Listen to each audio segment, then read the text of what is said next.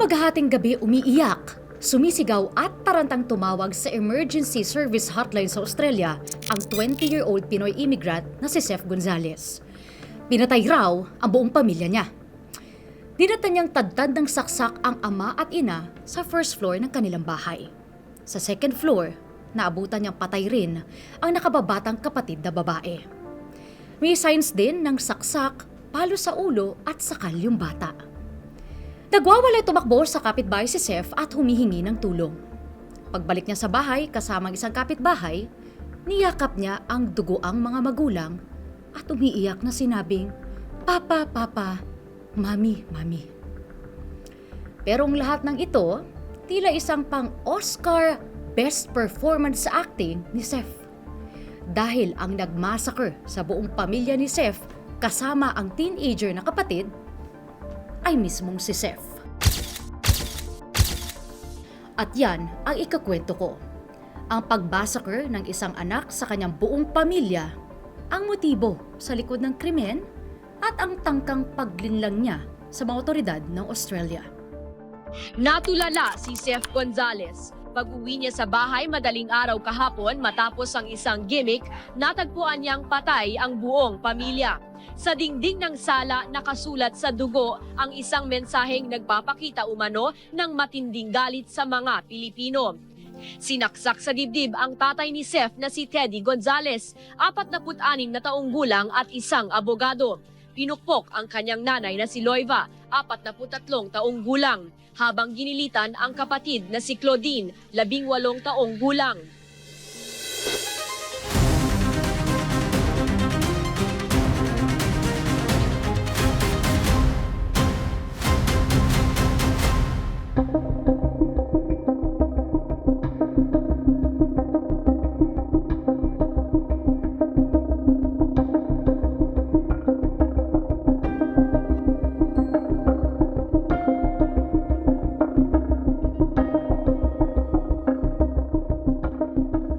Backtrack muna tayo bago pa mapunta sa Australia ang Gonzales family. Sa Pilipinas noong 1990s, well-off o may kaya ang mga Gonzales. Abogado si Teddy Gonzales, yung tatay ni Seth, at meron siyang negosyong hotel sa Baguio City. Pero nang maganap ang napakalakas na lindol sa Luzon noong July 16, 1990, ang Baguio City ang hardest hit ng lindol. Higit 1,000 ang namatay sa Luzon earthquake. At yung hotel ng mga Gonzales, gumuho. Ang anak na si Seth, na 10 years old lang nung panahon na yon, ay isa sa mga natabunan at naipit sa gumuhong hotel. Maswerteng nasagip siya ng amang si Teddy at nakasurvive si Seth. Dahil sa trahedyang nangyari, nagdesisyon ang pamilya na mag-migrate sa Sydney, Australia. Dahil marami na rin kasi sa mga kamag-anak nila Teddy at Mary, yung asawa ni Teddy, ang nakatira na sa Australia noon pa. Kaya bitbit si Seth na nooy 11 years old at ang kapatid na babae na si Claudine, nag-migrate na sa Australia ang pamilya Gonzales noong 1991. Doon, nakapagtayo sila ng isang law office sa may Blacktown, New South Wales.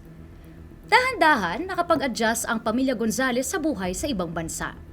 Si Mary, nagtatrabaho bilang office manager sa law office ng asawa niya at nagpa-part-time din doon ang anak na si Seth.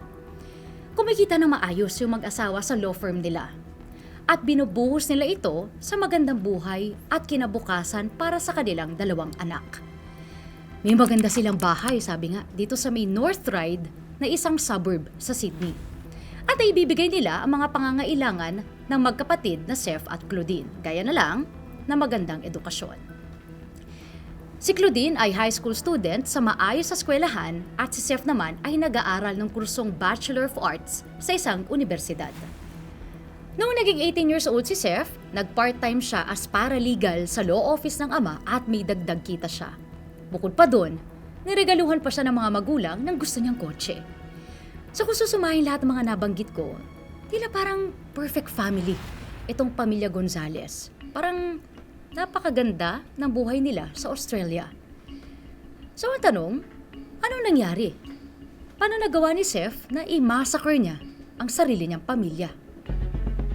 So balik tayo dun sa araw na nangyari ang krimen.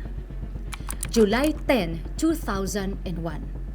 Nasaan nga ba si Seth nung araw na yon? Ito ang kwento ni Seth. Nagpunta siya sa university noong umaga at bumalik agad sa kanilang bahay. Pero umalis din siya agad gamit ang kanyang sasakyan papunta sa opisina ng kanyang ama sa Blacktown. Narating siya doon mga bandang 1:00 ng tanghali. Sa opisina, inayos niya ang isang sirang computer at ginawa ang kanyang trabaho. Umalis daw siya sa opisina bandang 4:00 ng hapon. At habang papauwi, sabi ni Seth, nakatanggap siya ng text message mula sa isa niyang kaibigan na dapat ay imimit niya. Nag-cancel ang kaibigan niya, kaya nagdesisyon si Seth na umuwi na lang sa kanilang bahay. Bandang 6:00 ng hapon, nakaparada na sa harap ng kanilang bahay si Seth nang tumawag ang kaibigan at sinabing tuloy na daw ulit ang lakad at magkita na lang sila ng mga 8:00 ng gabi. Dahil maaga pa, nag-decide daw si Seth na umalis at puntahan muna ang isa pang kaibigan na nakatira lang malapit sa kanilang bahay. Pero hindi niya raw mahanap yung bahay ng kaibigan at dumiretso na siya sa kausap ng mga 8:00 ng gabi. Na magkita sila ng kaibigan, nagpunta sila sa Planet Hollywood Restaurant at sa isang video game center. Mga bandang 11:30 ng gabi, hinatid na niya ang kaibigan at umuwi na. At pagdating nga sa bahay, doon daw niya nakita ang duguan at patay na ng mga magulang at kapatid. Nakita niya rin na merong nakaspray paint sa dingding ng kanilang bahay at ang nakasulat doon ay off Asians. Doon na siya tumawag sa emergency hotline at sabi niya may bumaril sa mga magulang niya. Lumabas siya at nagkakatok sa mga bahay ng mga kapitbahay para humingi ng tulong. Isang linggo matapos ang krimen, sa funeral ni Teddy, Mary at Claudine, nagbigay si Seth ng eulogy sa pamamagitan ng isang kanta. Maraming nakiramay dahil malaki ang Filipino community doon at malaking balita ito sa kanilang lugar at maging dito sa Pilipinas kung saan nandoon din ang marami sa mga kamag-anak na mga Gonzales. Awang-awa ang lahat kay Seth na sinabi nga nilang sole survivor ng massacre. Pero nung time na yon, isa na si Seth sa iniimbestigahan ng Australian authorities. Meron ding ibang mga anggulong tinitingnan ang Australian authorities noong mga panahon na yon. Una, posible bang hate crime ito? Dahil nga may nakaspray paint na racial slur sa dingding ng bahay. Pero eventually, napag-alaman ng mga otoridad na kulang ang ebidensya dito. Sinilip din nila kung may kinalaman ba ang business ni Teddy at kung may kaaway ba siya kaya nangyari itong krimen. Pero eventually, hindi na rin ma-connect ng authorities ang business niya dun sa nangyaring krimen. Hindi rin masabing robbery homicide ang nangyari dahil una, walang signs of forced entry at walang mamahalin na mga possession ang nawala sa bahay. Kahit pera nila, walang ninakaw. So paano nabaling kay Seth yung focus ng investigation? Kasi napakaraming red flags. Naalala niyo yung doon sa funeral? Napansin ng ilan sa mga nandoon na bagaman mukhang malungkot si Seth, pero hindi siya ganun ka-emotional katulad ng ina-expect nila. Hindi siya umiiyak ayon sa mga nakakita. At sa eulogy naman para sa kanyang ama, kumanta pa ito ng isang kanta ni Mariah Carey at Boyz II Men na One Sweet Day. Sabi sa lyrics ng kanta, "Sorry I never told you all I wanted to say. Now it's too late to hold you. 'Cause you've flown away, so far away." Namatay ang mga magulang at kapatid at nakita ni Seth ang sinapit nila kung saan nakita niyang duguan at puno ng saksak itong mga mahal niya sa buhay. Pero bakit napakakalmado ni Seth at nagawa niya pang kumanta sa burol ng kanyang mga kaanak? Yan ang mga katanungan at maging observations ng ilan sa mga tao doon at ng mga investigators. Ilang araw rin matapos ang massacre ng pamilya, pumunta si Seth sa family accountant at tinanong agad kung magkano ang mamanahin niya. Tandaan niyo, nabanggit ko sa umpisa ng episode, di ba, na well-off o may kaya ang pamilya ni Seth. At napag-alaman na may mahigit 1.5 million Australian dollars worth ng mga properties at assets ang pamilya, bukod pa yan sa mga assets nila sa Pilipinas. Nagtaka ang accountant kasi sariwa pa ang krimen eh. 3 days pa lang ang nakalilipas. So ito na agad ang inaatupag ni Sef. Mahana na agad. Bukod pa dyan, tingin ng investigators na tila emotionally detached si Sef sa mga sumunod na araw matapos ang krimen. Ito pa ang another major red flag. Ilang buwan matapos ang krimen, napag-alaman na agad binenta ni Sef ang sasakyan at alahas ng kanyang ina para ipambayad sa down payment sa isang luxury car. At sinabi niya sa car agent na babayaran niya ng buo yung halaga ng bagong sasakyan kapag nakuha na niya ang buong inheritance niya. Tapos, agad rin siyang lumipat at kumuha ng sariling apartment unit sa Chatswood. Para bang nagwaldas na agad ng pera itong si Sef kahit kamamatay lang ng pamilya niya. Bukod pa dyan, nagsimula na rin makakita ng butas sa mga alibay ni Sef. Sa statement ng tita ni Sef na si Emily Luna, na kapitbahay rin ng pamilya Gonzales, dumaan raw si Emily sa bahay ng mga Gonzales noong 6 p.m. noong araw na naganap ang krimen. Nakita niya na nakaparada yung kotse ni Sef sa labas ng bahay. Nag-doorbell si Emily pero walang nagbubukas ng pinto, kaya eventually, malis na lang siya. Pero naalala niyo yung unang sinabi ni Sef na pagdating niya sa labas ng bahay ay umalis din siya para puntahan ang isa pang kaibigan? So nakapagtaka bakit nakita yung kotse niya sa labas ng bahay. Tapos, may isa pang testigo, isang kliyente ni Teddy. Nag-iwan daw ito ng dokumento sa mailbox sa mga Gonzales at nakita niya rin ang sasakyan ni Sef sa labas ng bahay ng mga 4:30 ng hapon. So taliwas ito sa naunang alibay ni Sef na halos hating gabi na siyang nakauwi dahil gumimik muna kasama ang mga kaibigan. Dahil dito, pinalitan ni Sef ang statement niya sa authorities. Sa panibago niyang statement, sabi ni Sef na pinarada lang niya ang kanyang sasakyan sa bahay at nag-taxi papunta sa isang adult bar para umano makipagtalik sa isang sex worker. Di raw niya unang sinabi ito kasi nahiya daw siyang banggitin na nakipagtalik siya sa isang sex worker. Pero nahanap ng mga pulis ang taxi driver at sinabi ng taxi driver na binayaran lang siya ni Sef para magsinungaling na dinala niya si Sef sa isang adult bar.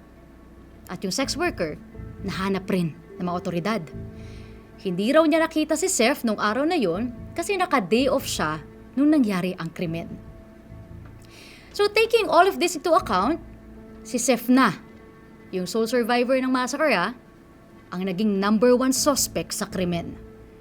Doon na nila sinilip ang mga text messages, computer emails, at iba pang galaw ni Sef ilang buwan bago ang massacre. Doon nila nalaman na matagal na palang balak ni Sef na lasunin ang kanyang pamilya. Lumabas sa mga past emails ni Sef at sa mga search at research niya sa kanyang computer ang tungkol sa mga poisonous plants at seeds. Sa court records, nagpa-deliver si Sef ng mga seeds sa bahay nila noong June 29, 2001, 2 weeks o 2 linggo bago ang massacre. In-extract ni Sef ang lason at ginamit ito sa sarili niyang ina. 4 days after, sinugod sa ospital si Mary dahil sa inflamed bowel. Pero ang akala ni Mary, baka minakain lang siya o nainom na hindi maganda kaya siya nagkasakit. Eventually, gumaling si Mary at na-discharge din agad. Pag-search sa bahay later on, natagpuan ng mga authorities yung lason na ito na nakabote at nakatago sa kwarto ni Sef. Nang silipin din ang kanyang mga gamit, may nakitang traces ng spray paint sa kanyang damit. Ito yung same chemical sa spray paint na ginamit para sulatin ang racist message sa dingding ng kanilang bahay. Lahat ng ebidensyang ito nakaturo na kay Sef na siyang pumatay sa kanyang pamilya. So ano ba talaga ang nangyari noong araw ng July 10, 2001? Sa pinagtahi-tahing ebidensya at testimonya, ito ang kwento. 4 p.m. Pagkatapos ng part-time job ni Sef sa opisina ng kanyang mga magulang, ay nagmaneho siya 30 minutes pa uwi sa kanilang bahay sa North Ryde. 4:30 p.m.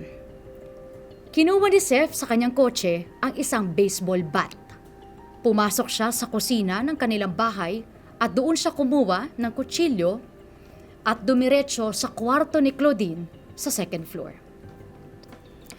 Doon niya sinakal at paulit-ulit pinaghahampas sa ulo ang kapatid gamit ang baseball bat. At kahit wala nang malay ang kanyang kapatid, ay paulit-ulit niyang pinagsasaksak si Claudine sa dibdib at leeg. 5:30 p.m., isang oras matapos patayin ni Seth ang sariling kapatid, dumating naman mula sa kanilang law office ang inang si Mary. Dumiretso si Mary sa sala na malapit din sa kanilang dining area. Doon inabangan ni Seth ang ina at gamit ang kitchen knife ay paulit-ulit niyang pinagsasaksak ang biktima sa leeg, dibdib at tiyan.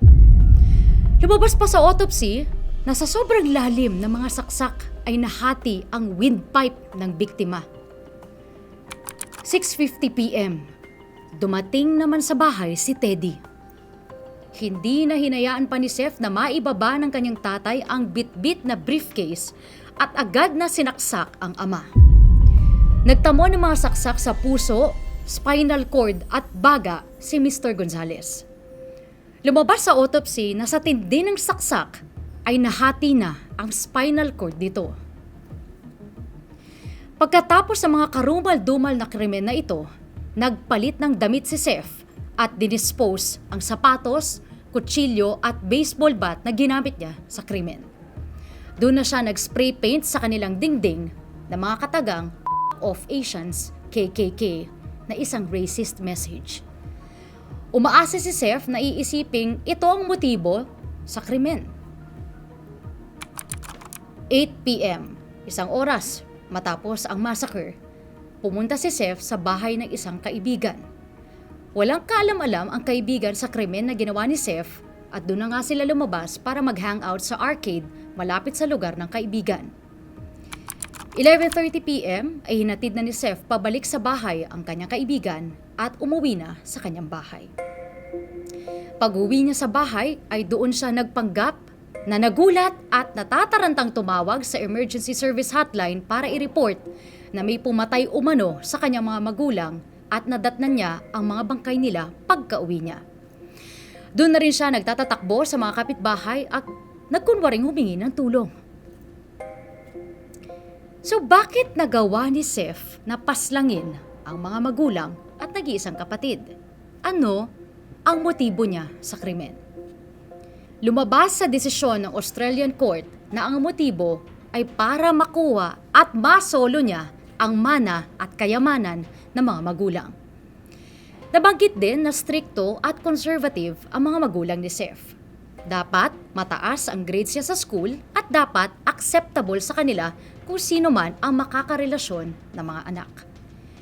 Si Claudine nga, hindi nagustuhan ng mga magulang kanyang boyfriend kaya pinag-aral si Claudine sa ibang city para mahiwalay dun sa boyfriend. Nandun lang siya sa bahay nila nung time ng krimen dahil sa school break. Ang gusto ni Teddy at Mary para kay Seth ay maging abogado o doktor si Seth. Pero bumabagsak si Seth sa mga subjects niya. So, ramdam ni Seth yung mabigat na pressure mula sa mga magulang. Sa katunayan, 2 beses siyang nagpalit ng college course. 2 taon siya nag-aral ng kursong medical science pero dahil sa mababang mga grades ay nag-drop out siya at lumipat sa ibang university para naman mag-aral ng law. Pero kahit sa law studies ay hirap makasabay si Seth. Patuloy na bumabagsak ang kanyang grades dito sa Baguio University at hindi na pumapasok si Seth tuwing siya may exams. Sa takot na mapagalitan ng pamilya niya, dinadaya niya ang mga grades niya at iba pang school record sa tuwing hinihingi ito ng kanyang mga magulang. At nang malaman ni Claudine na fake pala ang mga school records ni Seth, sinumbong niya ito sa mga magulang. Of course, pinagalitan ni Teddy si Seth at binantaang babawiin ang kotse kapag hindi nag-improve ang grades niya. Natakot si Seth na baka hindi lang sasakyan ang tanggalin sa kanya, kundi maging ang mga mana niya. June 13, 2002, matapos ang halos 1 taong investigasyon, inaresto na ng mga pulis si Seth para sa 3 counts of murder. Dito na siya binansagang baby-faced killer ng Australian media. September 17, 2004, isang araw matapos ang kanyang 24th birthday, nahatulang guilty ng New South Wales Supreme Court si Seth para sa pagpatay sa kanyang ama, ina at kapatid. Ang sentensya, 3 life sentences para sa triple murder. Sa desisyon ng korte, lumalabas na premeditated o planado ang pagpatay sa kanyang pamilya. Ang unang attempt, yung pag-research niya tungkol sa lason sa internet at pagbigay nito sa kanyang ina na kina-hospital nito noong 2001. Nakita rin ng korte na inabangan ni Seth ang pagdating ng mga magulang galing sa trabaho para patayin sila. At lumabas na may malinaw na attempt si Seth na iligaw at lokohin ang mga otoridad sa isinagawang investigasyon. Sinabi rin ng korte na wala silang nakitang mental illness o mental disorder kay Seth na pwedeng dahilan para gawin ang krimen. Sa harap ng akusasyon, ebidensya, testimonya sa korte, pinanindigan pa rin ni Seth na not guilty siya. Hindi raw niya kayang patayin ang kanyang pamilya. At dito rin nakita ng korte na walang pag-amin o pagsisisi si Seth. Sa mga sumunod na taon, ilang beses sinubukan ni Seth na umapila sa Sydney Court para sa kanyang 3 life sentences. Pero lahat ng ito, denied. Pero nitong August 2025, nitong mga nakaraang buwan lang, matapos ang mahigit 2 dekadang pagkakakulong, pinayagan na siya ng New South Wales Supreme Court na formal na makapaghain ng appeal sa Court of Criminal Appeal para sa ipinataw na life sentences sa kanya. Muling nabuhay ang pangalan ni Seth sa mga news outlets sa Australia at ngayon ay nakabantay ang lahat kung ano ang magiging takbo ng kanyang apela.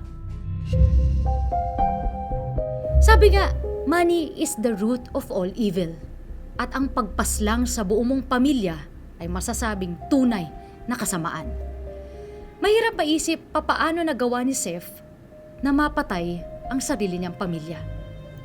Pero napabalita rin na ang appeal ni Seth sa sentensya niya ay maaaring magbase sa sinasabi niyang post-traumatic stress disorder o PTSD na may nangyari daw sa kanya in the past na naging rason kung bakit niya kinayang gawin ang nagawa niya. Aabangan na lang natin kung ito nga ba ang magbibigay sa kanya ng chance para mabawasan ang parusa o di kaya'y mapakawalan pa. Kayo, anong tingin ninyong kahahantungan ng kanyang appeal sa Australian Court? Sang-ayon ba kayo na mabigyan siya ng appeal? I-comment nyo na yan dito at mag-like, share at huwag kalimutan na mag-subscribe sa aming YouTube channel. Ako po si Liza Aquino at ito ang Philippines' Most Shocking Stories.